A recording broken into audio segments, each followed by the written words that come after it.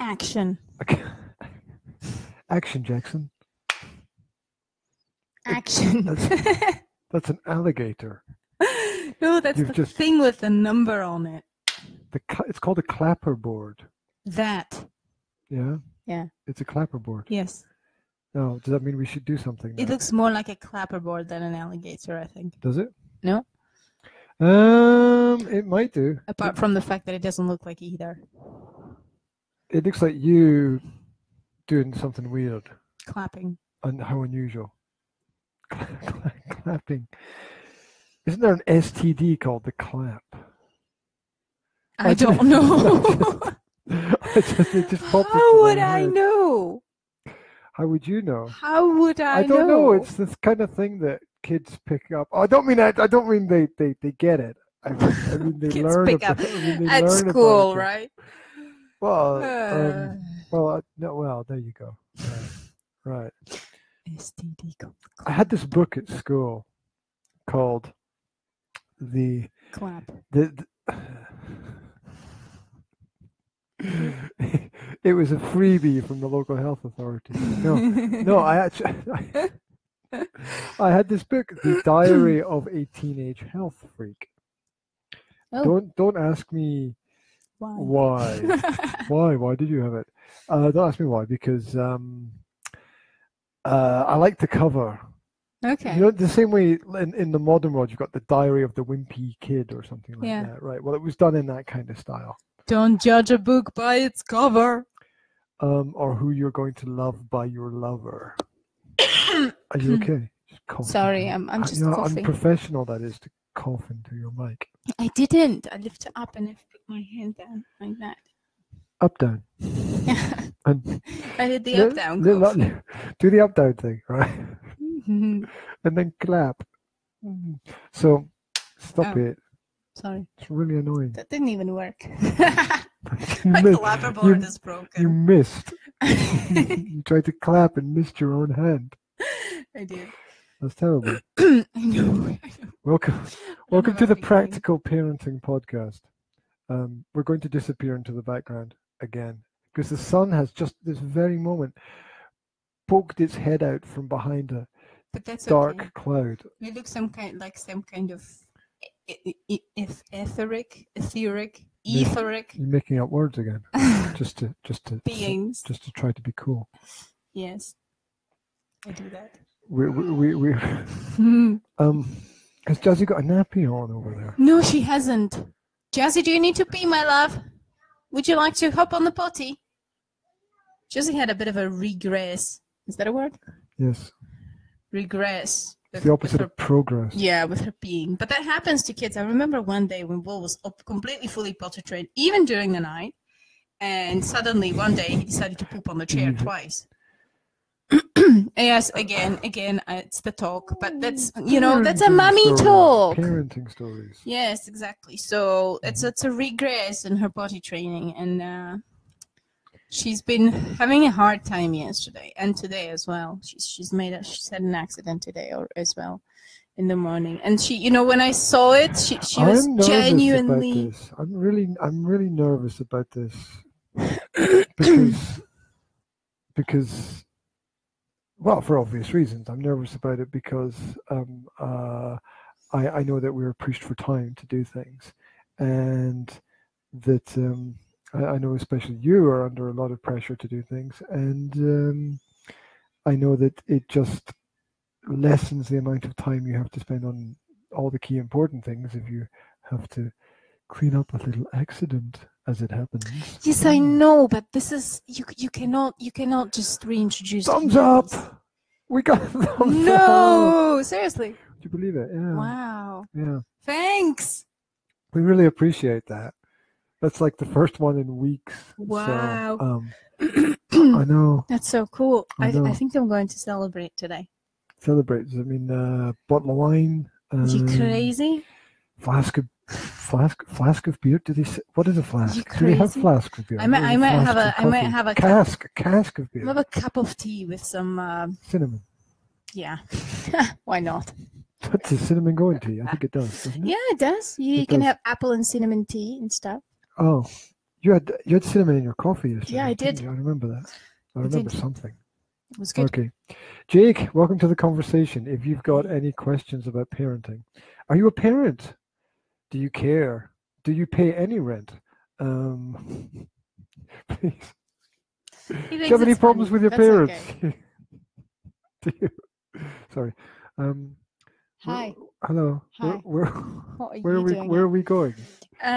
We've done. Look, the sun's come out again. Could you put the sun away, please? No. Well, I've hung down the towels to kind of. You've hanged down the towels.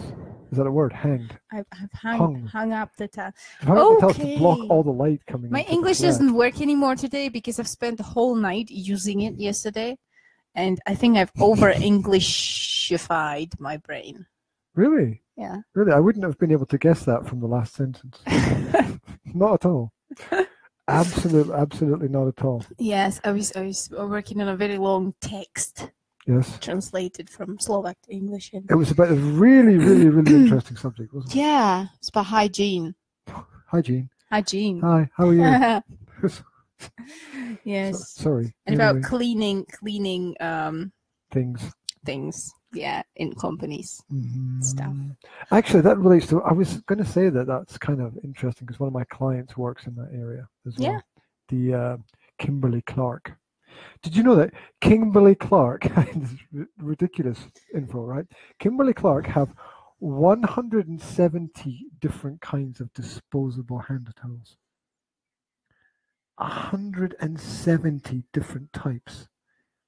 They produce or that they use? Well, both. You have to produce it if you want to use it, don't you?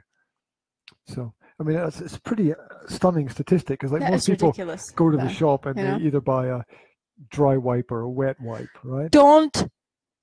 What? Why do you even have wipe your hands in disposable? How you know?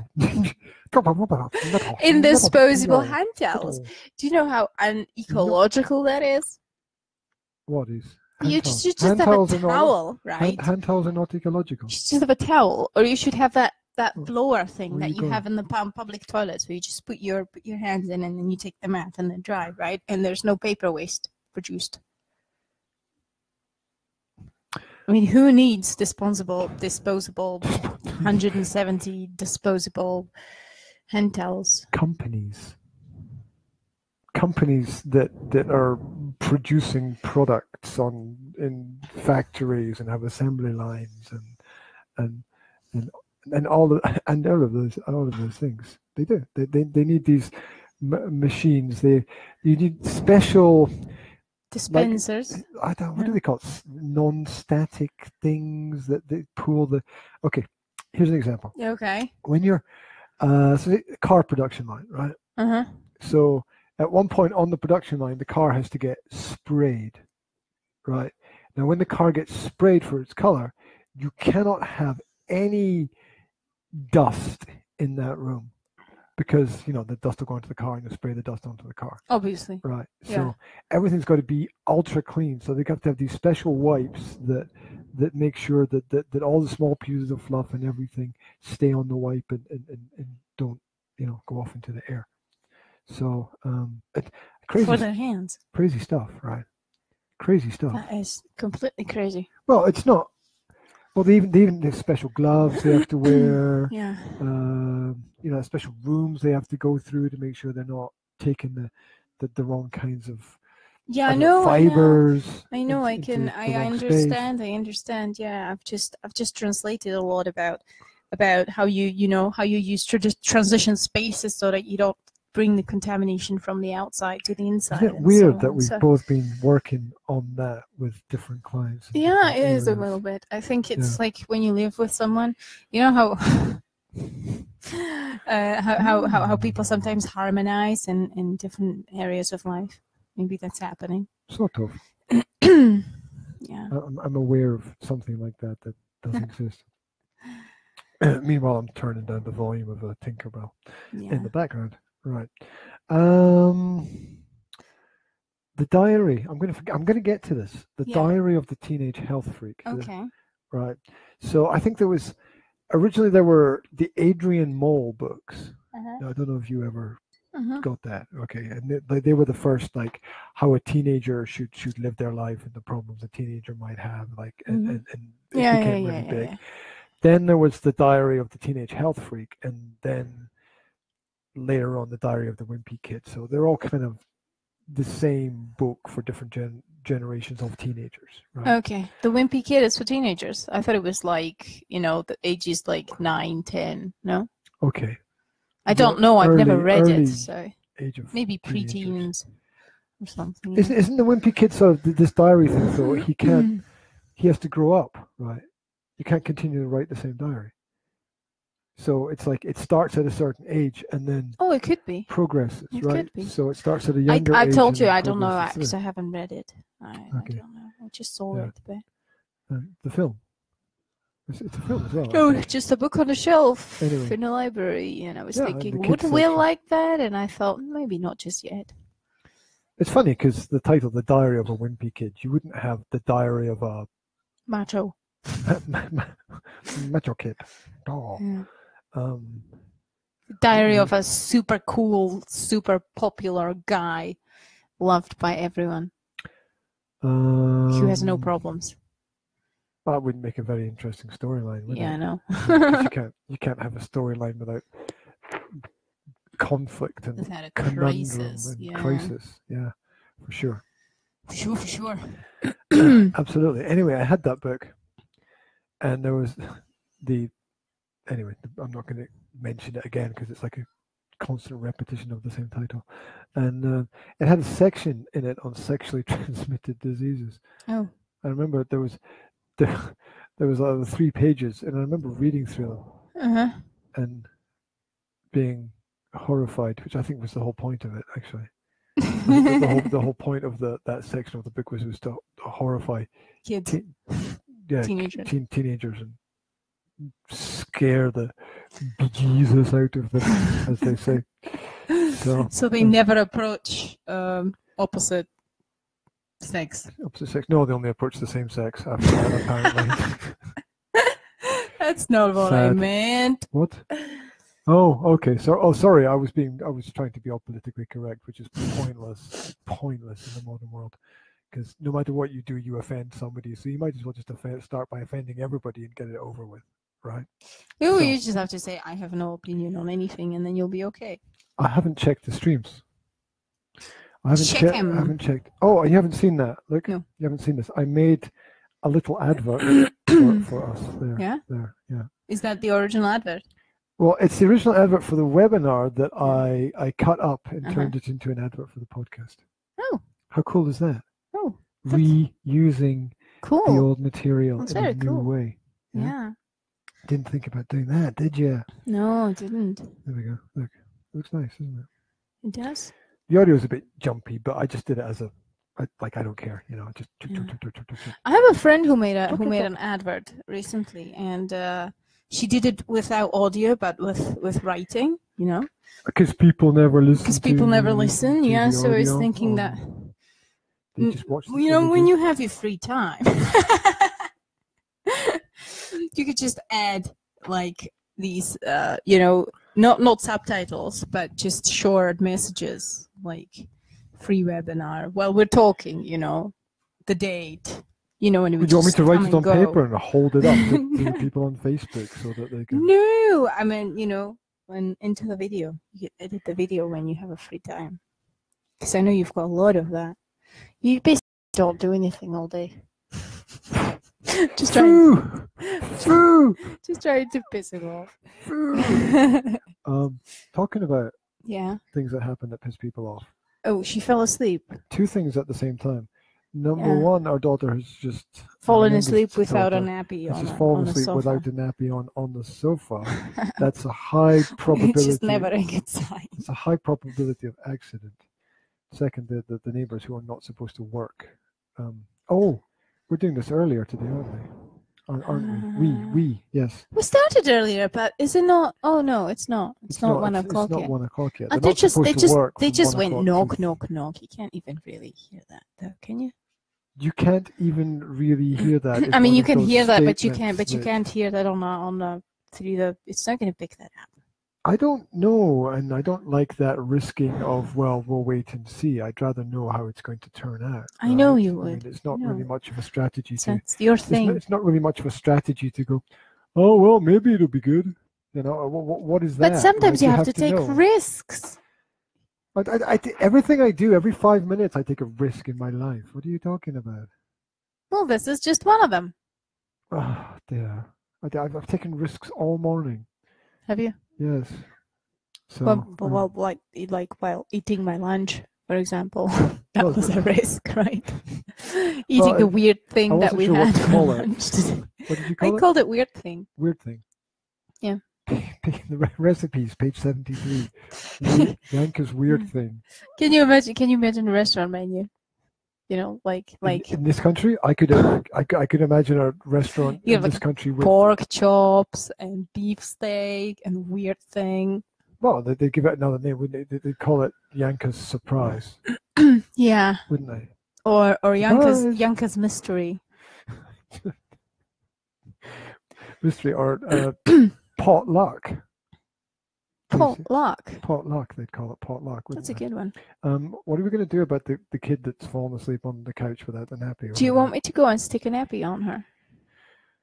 Well, the alternative is to sit or stand here and wait for her to pee on the couch and watch it happening. Yeah. I don't like that. No, personally, I don't like that. It's my hobby. It's one of my hobbies. I love to do that. Yesterday, well, I was watching on the bed, cleaning the bed yesterday.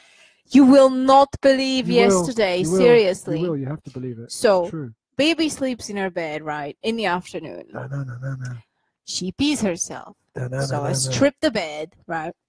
I clean it, and I don't have a hairdryer. So I dry it with an iron, right? So I'm sitting on the bed, ironing the mattress, right? For like 15 minutes. There is nothing more ridiculous than watching somebody iron a mattress. Because that takes a while. I had a deadline in the evening, which I have met, but only just, okay? And I had to spend like 15 minutes sitting on the bed, ironing the mattress while I could have been working. Never mind. So I've stripped everything, and I've washed everything, and I've washed the duvet, yada, yada, yada. About half an hour later, right? Maybe an hour later, I go to the bedroom. I hear G shouting from the bedroom. Jessie was jumping on the bed, and she peed on the bed in the same spot again. She was quite happy about that. And she was quite happy about that. It was like she did it on purpose. She was like, oh, look, there was a puddle, and now it's not, so I'm going to put it there again. So she did. She was obviously missing it. Yeah. Yeah. So I had to do the whole thing again, right? Kid's idea. You know, wash it, dry it with the iron, sitting there for 20 minutes, just doing that. Ironing the bed. Yeah. we have the flattest bed. Yeah. Ever. There's not one increase. No. So hey, I learned from my mistakes, right? So I put a nappy on her, and I'm thinking, great, I put a nappy on her, everything's safe. Come in the bedroom 30 minutes later, and I see Zora with a cloth. and I'm like, Zora, why do you have that cloth on the bed? And she said, oh, I've spilled some water. And she spilled like half a bottle of mineral water, right? On the bed.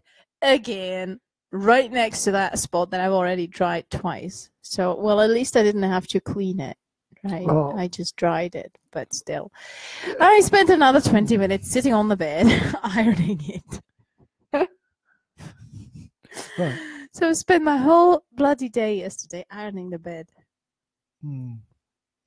Just one of those things, I suppose. Yeah. No. That was great. You want me to go and put some nappy on her? Well, I'm just saying that it might save the couch. It might save you a problem later on if you try to solve that problem now. Well, I don't even want to go there. I don't even want to think about that. I don't even want to imagine the kinds of troubles that we could be getting ourselves into here. So, yeah, Yankee had a pretty rough day yesterday.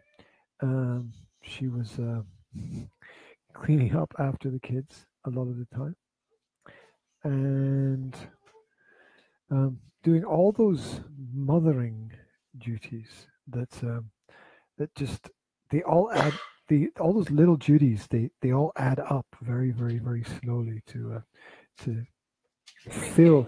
Very, very slowly. Well, They add up very, very quickly. They add up to fill up, right? That's what happens. They add up to fill up your life. That's why I missed all that freaking glass on the bench, isn't it? Oh, the glass, because the glass jumped out of the cupboard last night and smashed itself on the floor. Yeah. Right? A glass jumped at me from the cupboard and it smashed itself on the floor. Did it say anything before it jumped at you? Like a kamikaze. It did actually. In a Japanese accent. Yeah. Followed by the sound of a plane. So, the glass sprayed over the table. Well, excuse me, we've reached a point of achievement here. Will has finished something. Have you finished your broken sword? You finished broken sword. Can I see the tablet? Can I see the home screen? No, the finish screen, the end screen, the last screen. He says. Oh, it's just the credits. I wanted to show it on here, but it's just the credits going up. Okay, and the sticky fingers. So I'm not going to skip anything at all. I'm not going to touch anything. I'm giving it right back to you. An end scene. Yeah. Okay, that's super cool. I'll have to find those songs. Yeah, so the glass sprayed all over the table. That's one of those puzzle games, isn't it? Yeah. It's kind of cool, no? Yeah. Broken sword ones are good. The broken sword is great. William learned how to read thanks to the broken sword. Do you remember that? He started out playing not knowing how to read, and he was so motivated.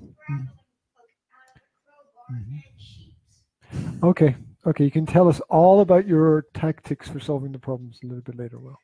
That's how he learned how to read, because he had to read the hints in the game, and he was motivated to learn how to read. Yeah. There you go. He started out, asking me to read it for him, and he ended up reading it himself. He just learned in between. That's nice. I know. It's nice when it all works out. It's nice when it all comes together. Yeah.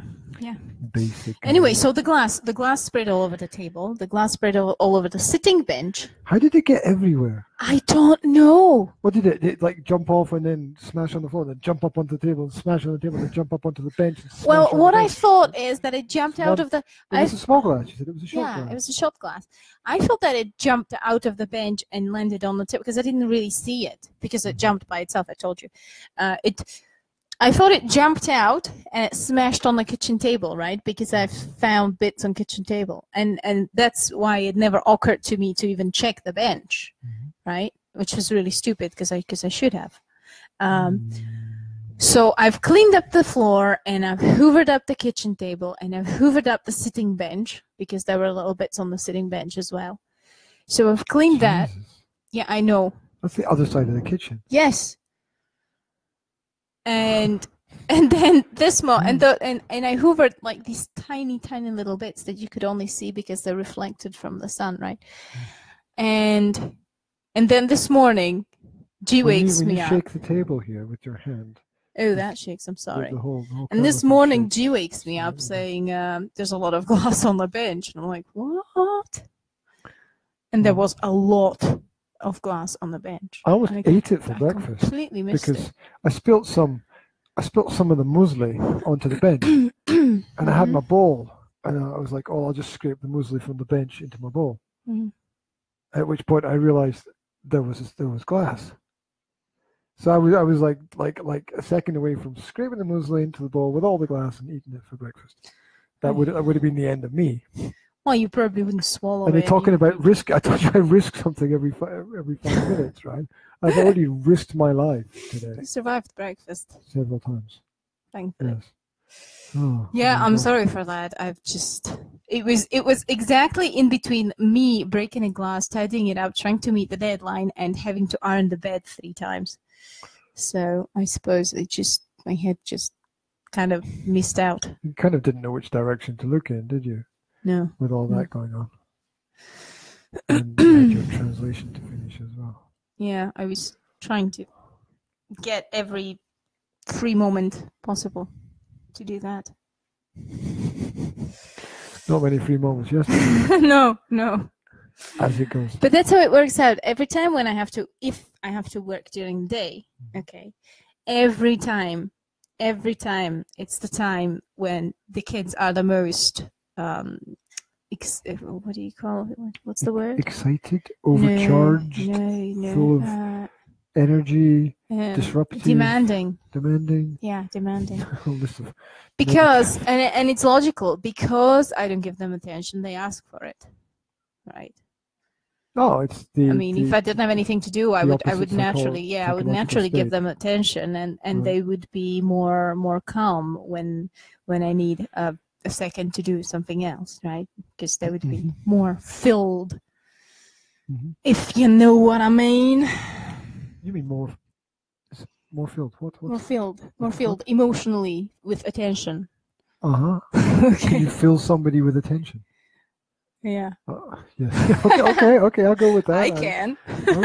Okay. I don't know about you. Okay. I can. Well, we were looking earlier at different kinds of child's behavior and some ideas about what it can mean when children behave in certain ways. Yeah. We always stress out, not stress out. We always stress the point when we talk about parenting that. A lot of parents, when the one mistake that a lot of parents do is they address the behavior rather than what's behind the behavior, right?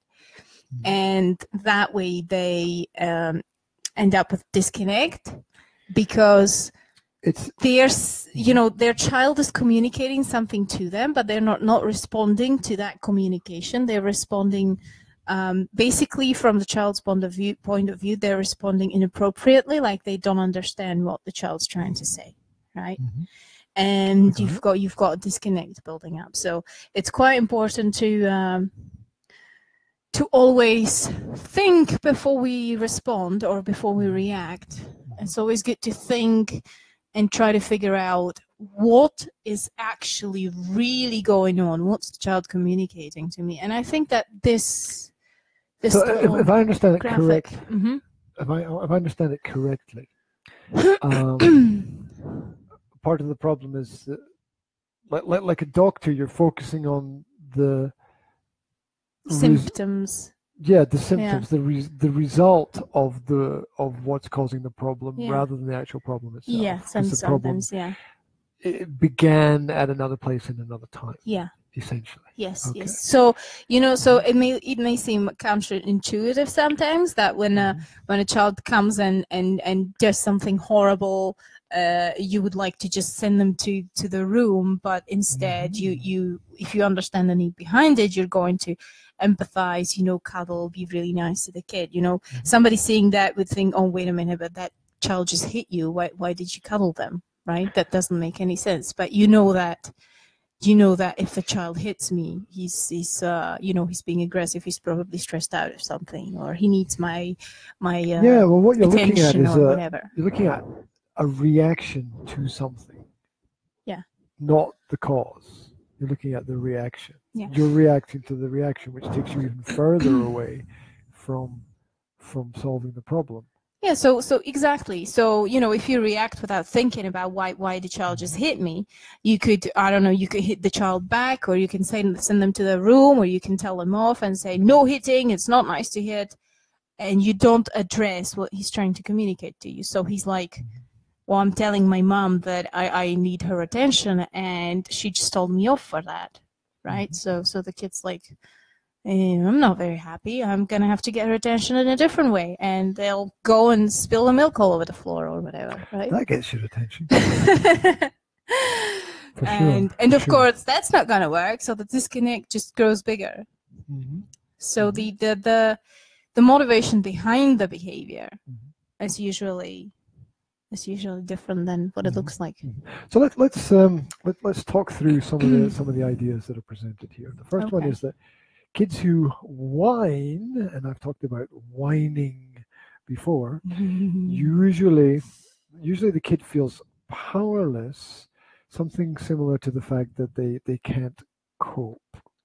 Very often they need an opportunity to release their emotions or feelings in that kind of situation. Okay.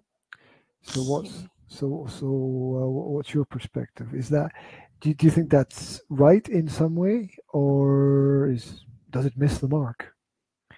Yes, I think whining definitely is a sign of feeling of powerlessness, because you know, you whine when something goes wrong and you can't do anything about that thing or going if you wrong, yes, or if you want something but you can't get the other person to give it to you, for example. You know, please, like Zora whines at Will when he doesn't want to play with her, for example. You know, and she's gonna go Will, and she'll just whine out of him. It's repetition of the perceived need, isn't it? That's what whining is. Yes, but sometimes whining can just oh my God! Like Zora had this time when she didn't speak; she just whined, right? She would just use whiny voice all the time. Seriously. Got a real voice, whiny voice. Whiny voice. And whiny it just voice. drives you completely crazy, whiny because voice. there was like not one thing that she would say no. You know, she wouldn't come to you and she wouldn't say, Mom, come and play with me. She would whine it.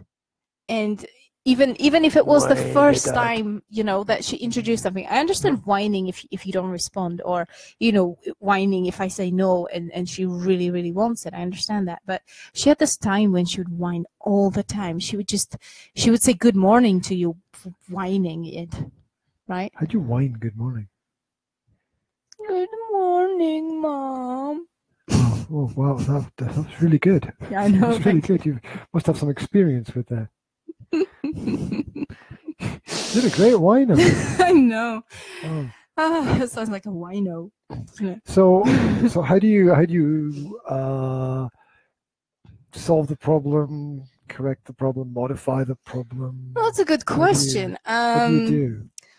What did I do? Well, first of all, you need a lot of self-control and patience, right? Because it's really hard. It's really difficult to you know, not to lose it when you get that all the time, right? It really.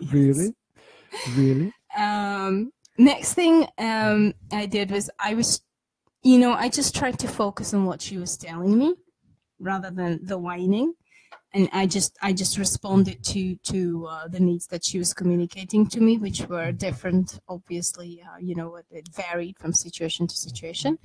And when it came to the whining, I would just repeat again and again. Rewind, repeat. When she whined, but she wasn't actually in distress, because you can see that, right? When they're just whining for the sake of whining, and when they're whining because they're really distressed. So when she wasn't distressed, when she was okay, I would just tell her, you know, can you please use your strong voice? Can you show me your strong voice? And we would play little games, right? And we would be like, this is my strong voice, right? I would tell her. And then I would whine something and say, oh, this is my whiny voice, or, you know, and it was like, I like to use my strong voice to be heard, blah, blah, blah, blah, blah. Just play little games. You could do it with puppets, right? You could have the strong puppet and the whiny puppet, right? You could, theoretically, yeah. It's even better to play with puppets or dolls or stuffed animals, because then you're not... you're one step away from reality. Exactly. You're not saying things directly to your child.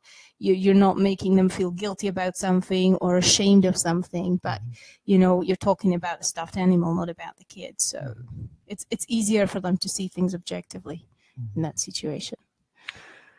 Safe space, theoretically. Yes. You're creating a little bit of a space between the child and the real experience, hoping that the child's going to make the connection between those two things. Yes, because when you're talking directly to the child, they may feel, you know, that you have certain expectations towards them, that they can't really be truly honest because they don't want to hurt your feelings or whatever, you know. But when you're just playing with puppets or with animals, then there's no risk in that for them, because it's not them, it's the animal that's doing it. Right. Right. Talking about needs getting met, kids who are bossy and controlling are often like that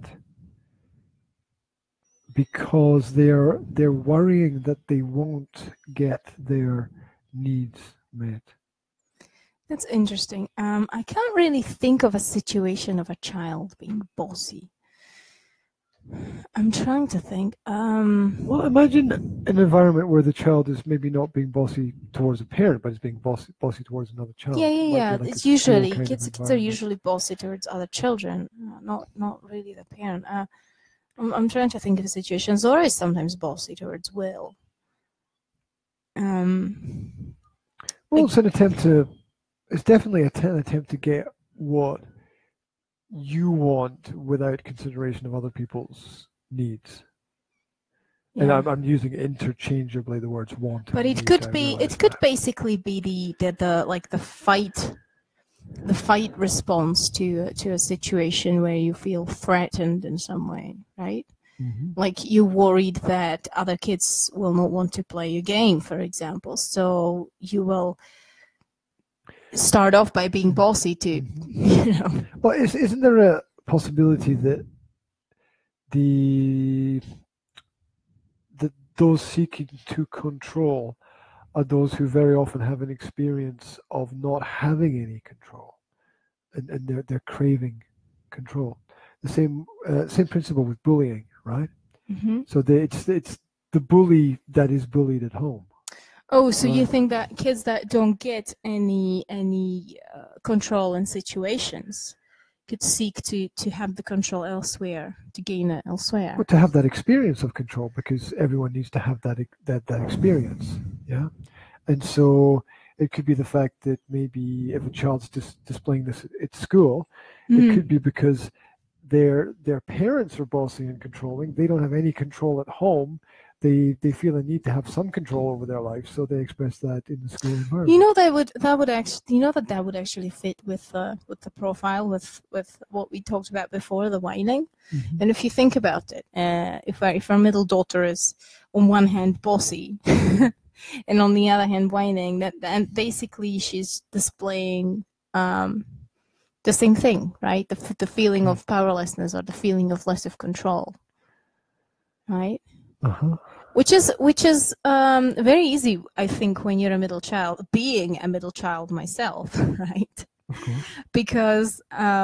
Because often day is happening without any of your input, because mommy needs to take care of the baby, and the older child has already responsibilities and lessons to go to, blah blah blah, and a middle child often just gets kind of dragged along, both ways. So it can happen, I imagine. Right. We will observe our children, and yeah. Maybe that's something that we should pay more attention to with the middle child. Yeah, they intentionally not saying the name. They do get missed out sometimes, as parents tend to focus on the older or the younger, as they have more extreme needs.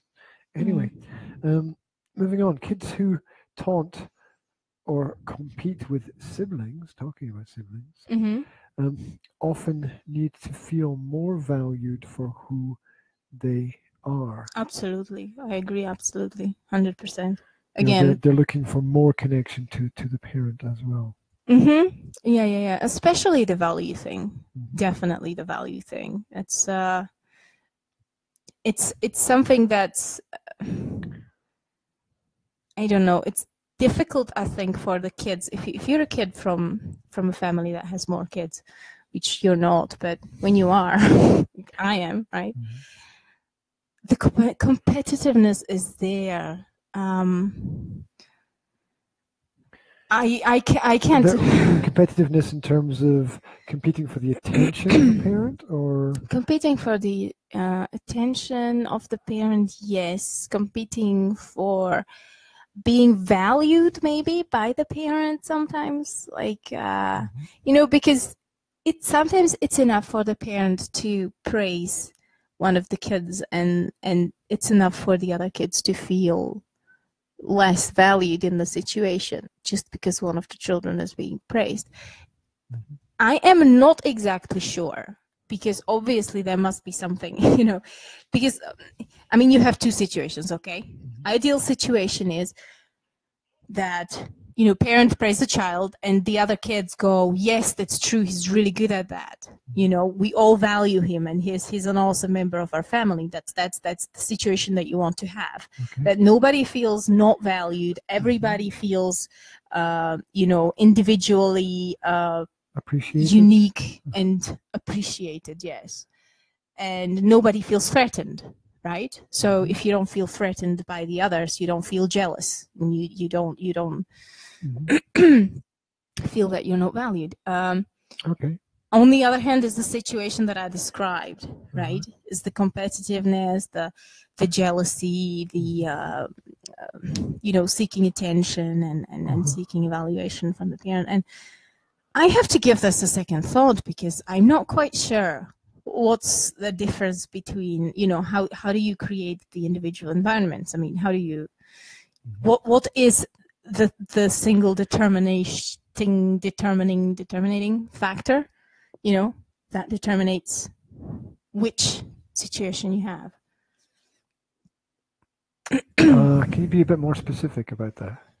Like, what did my parents do wrong? Okay, that's what I mean. It means, what went wrong in the situation where when one member of the family feels less valued or threatened by the others, in a way. Okay. So what is the what is the secret ingredient to? You're trying to identify the source. Yes, because obviously there's a lack of self-worth in play. There's a lack of self-confidence in play, which there always is in jealousy. Where does that come from? What kind of here's criticism, or here's where does that come from? It's a trait in this country of Slovakia, where we are. It's a trait for people to not have control over their jealous instincts in this country. It's well known and well observed, especially amongst foreigners who come here, that Slovaks are extremely jealous people.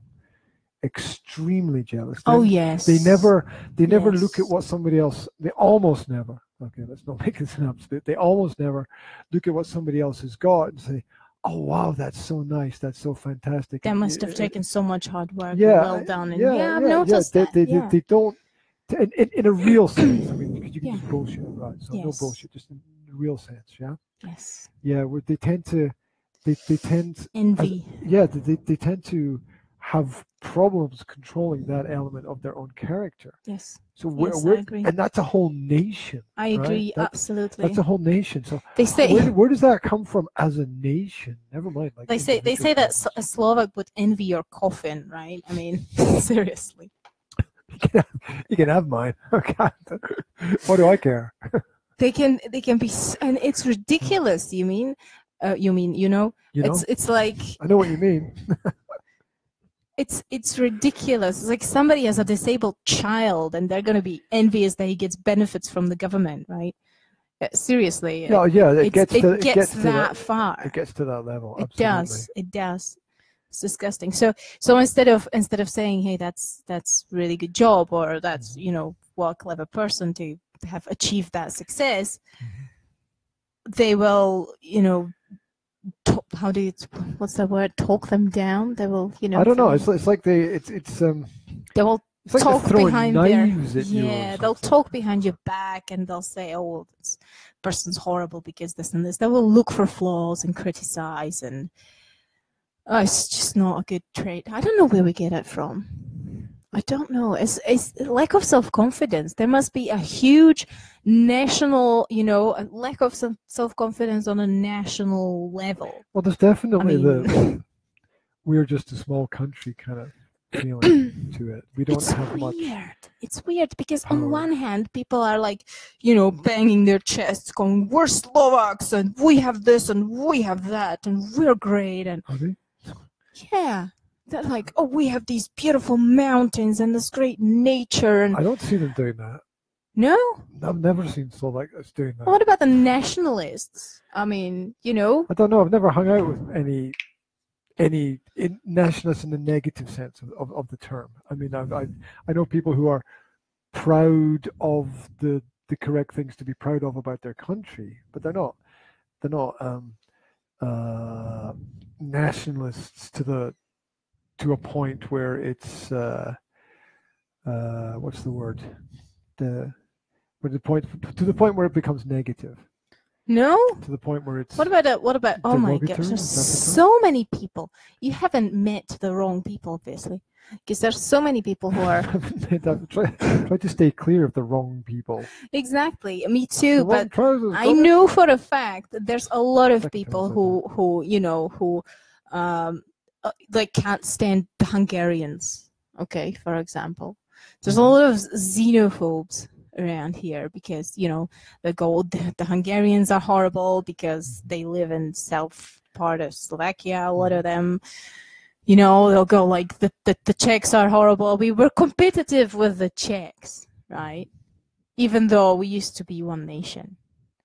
So Well, there's a sort of and we feel issues we feel related to superior to the Polish because there's a lot of, especially when you go to UK, right, and you're an immigrant and a Polish person is an immigrant and you're on the same level, but the Slovak immigrants are gonna be like, "Oh God, that's Polish," and when somebody thinks that you're Polish, you're gonna be highly offended because you're Slovak, right? I mean, it's ridiculous. but multiculturalism is really going to work, right? It's really ridiculous. I mean, I'm not being over. But I'm not being over not critical silly. here. Yeah. We do have a problem with jealousy, with low self-confidence, and with a lot of envy and. Yeah, it's. I wish we didn't, but I was the same. Until until you start thinking about these things and you realize what you're doing, right? It might have something to do with the fixed mindset, is rare right? in the modern world. Fixed mindset, growth mindset. Yes, exactly. Okay. Because people with fixed mindset are envious and jealous. People with growth mindset can get motivated by the actions of others. They don't feel threatened. They know they can grow. They know they can use the others. They can motivate themselves. They can adapt. They can be inspired. So we were probably just a country of fixed mindsets. It always reminds me of that George Bernard Shaw quote that the humanity that survives will be that which is most able to adapt, and the need for adaptation as society moves forward, hopefully, is quite clear. Really, you don't achieve progress by keeping things the same. You don't. Yeah. It just doesn't happen. There's a sustainability, which is my problem with sustainability, right?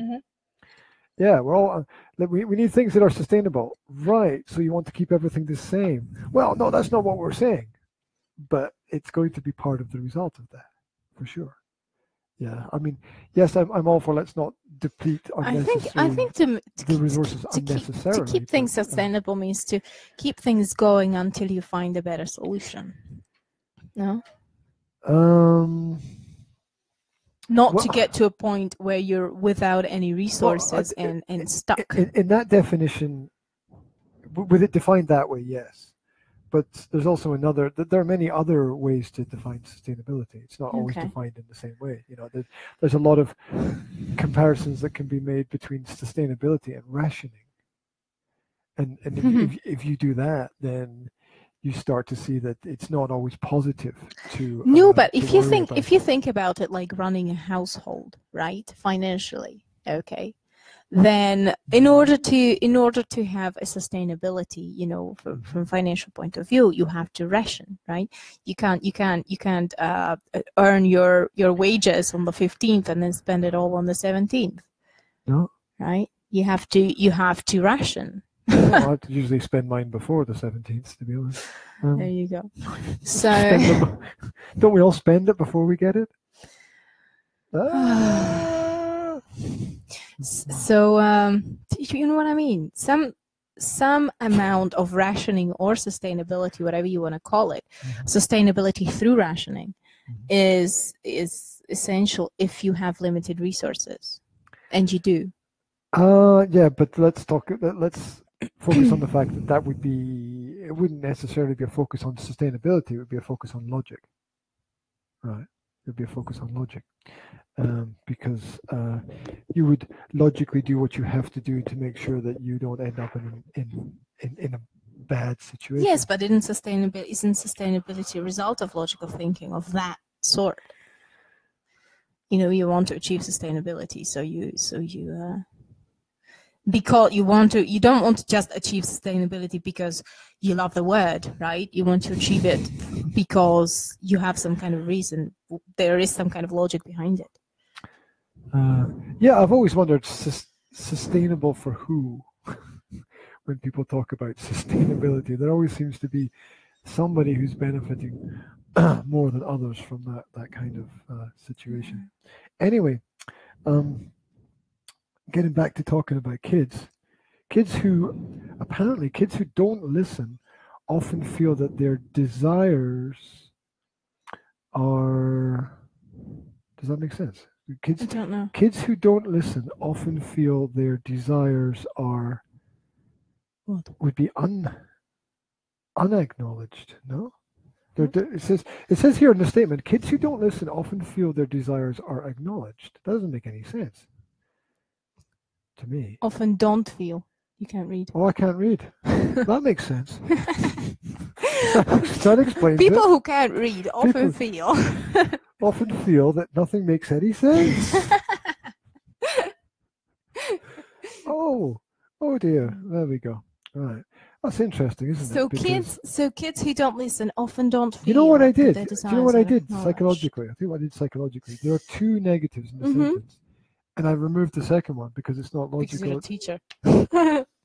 And you don't do double negatives, and you also have to remove them. Yes. I trained myself to do that so much, and so often that I. So kids who don't listen feel that their desires are not being acknowledged, right? Yeah. So I changed it into the right sense, but it was right anyway. I think it makes sense in some situations. Does anyone understand me? I don't know. They don't listen. They did. I don't know. Well, it would be the fact that they haven't had experiences, or the experiences haven't been modeled where listening promotes some kind of advantage. Yeah. So absolutely. Yes. I agree with that. I wanted to add something, but I forgot what, because I'm blown away by your sentence. You're also scratching yourself down there. I'm not. I've got a bellyache. Oh, really? Yeah. I've got one as well. Yeah? Yeah. Do you want to go first, or? I thought that was my stomach making that noise. Was that yours? That was mine. That was yours? Yeah? Are you going to last? Are you going to hold on? You got to hold on to what you've got. Doesn't make a difference if you make it or not. It does make a difference. It makes a huge difference, actually. Living on a prayer. Does it? I can't. I'm not even going to talk about what I can see happening. No, you're gonna. Because it. If you apply pressure to certain parts of your body, you actually feel. Now you're going to think about this every time you hear that song. No, I'm not. I'm going to instantly forget about it, as I do with most things like that, because I've got other stuff. Most things, period. Because I've got other stuff to think about. So Stop it, you stop said We're talking about they don't have listening. experience with listening. If but they don't it's not listen, modeled. it's because the It's not- experience it's of not- listening is not modeled. It's not modeled. They haven't observed the fact that listening creates some kind of advantage. Absolutely. I would also like to say Would you? acknowledged. They've used the word acknowledged on purpose because to acknowledge a desire does not mean to meet it or to fulfill it. Because kids can desire weird things like Zora's greatest wish for her birthday is this horrible cheap plastic animal in a horrible cheap plastic cage that she's seen somewhere in a toy shop, right? And it's a what? And it's a. What are you talking about? Well, she's seen this plastic bunny in a pet carrier kind of thing in a toy shop, and she wants it for birthday. Why? I don't know. She likes it. She liked it for some reason. I don't know why. She wants a bunny in a bag. Yeah, basically, she wants a bunny in a bag. It's not a bag. It's more of a cage. It's like one of those. Oh God, that makes it so much better. It's like that kind of cage that you use for carrying kids when you go to the doctor to the vet with the cats. Oh, it's a carrying basket thing, yeah, or whatever they call it. So kids can desire weird things. Doesn't mean that you necessarily have to get it for them, right? You can make one, but if you acknowledge the thing is that you have to acknowledge it, right? You have to acknowledge the desire. You say, yes, I know you want that, and it would be a great thing if you could have it, and blah blah blah. But you empathize, you explain why it's not possible, you empathize with the child. You say, yeah, I know you're upset that you can't have it, I know, and it makes the world of a difference because you show to the kid that you're actually listening to what they are telling you, right? If you just wave your hand and you dismiss it because you just think that's just not important, right? And it's easy to think that when kids want something really bad and that thing is just a little plastic terrible thing, right? You could just wave your hand and dismiss it, but that just shows your kid that you don't care. And that's not a good thing to communicate. You have to talk about the rationale of the gift. Yeah, I think. Yes. But it's not just talking about it. The acknowledgement is important. The acknowledgement and the empathy as well. Because you can talk to your kid about it and you can say, no, you can't have it because this and this and this, but that still doesn't show them that you're listening. Oh, I get it. You have to go deeper into the topic. Yeah, you have to show that you understand them. You have to at least try to understand them. And we have to remember that these little things for kids are huge, right? Oh, of course, absolutely. They're huge. Yeah. And especially when it comes to ownership of things, because they have no power. Don't they remember them like their whole life? You remember those gifts, those birthdays, those presents, those things. They kind of... Well, not all of them, but some of them stick, yeah. And especially the money situation, right? Because they have very little power when it comes to spending, family spending, right? Yeah. All they can do is just ask for things. And imagine you as an adult not having any power over spend, not having any money to spend and having to ask for everything. And having somebody else telling you, no, that's not important, we're not getting that, that's silly. That probably wouldn't feel very good, You're quite right that we often forget about the powerlessness in the situation. I mean, imagine walking around being able to look at so many things but not being able to choose any of them because you don't have that financial ability yet. It's always... I think that is also why it's important for kids to get some kind of pocket money, because it gives them at least some kind of control over, even if it's just a little bit of finances. It's still, I think it's an important experience for kids to have. Well, it's learning how to work with the money, isn't it? It's learning what value is and how value can be created and whether or not something is a good investment, I think, as well. Yeah. If you look at it in the right way. Yeah, because if you don't give them that experience at all, it's very difficult for them later in life to work things out. Well, yeah, you become used to other people solving it for you. Yeah. And that It's not a good idea. That's never a good idea. that just leads to problems. grows into bigger problems. Yeah. Into bigger problems later on. Right, we're really busy and we've got a lot of things to do today around. We're going out with the kids if it's not raining. Which it is now. Is it? You go. Oh, that's great. Come back. Thank you. Well, we should get the wellies actually. I'm waiting for a phone call from the courier.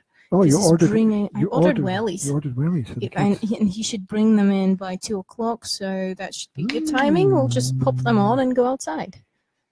Good job. I know. Good job. Well done. How organized is that? It's very organized. Almost as organized as my work, which I now have to go and organize. They're also winter boots, snow boots, because they have like a sheepskin. I want to see them. Insert. I want to see them when they come. I want to see them. They should be good. They should be good. Okay, super cool. Awesome. Right. Thank you very much for tuning in today. We are the Practical Parenting podcast parents, sort of, something like that. That's who we are. You can catch up with us online. You can leave a question and a comment for us on Facebook or on YouTube, where the information will be mirrored. There are video versions and audio versions, and keep in touch. It's the Academy of Language Therapy and Life Coaching on YouTube and Facebook. The website is www.nsa-slovakia.com. And it's the 21st Century Mum, spelled MUM.com for me. And I am actually working on a Slovak website as well to promote my services in Slovak language. Because a lot of people have been asking, I don't speak English very well. Could you please do something? It's like I could have just told them to get a lesson with you, and opportunities, lost opportunities. They never come back. But right. There you go. There we go.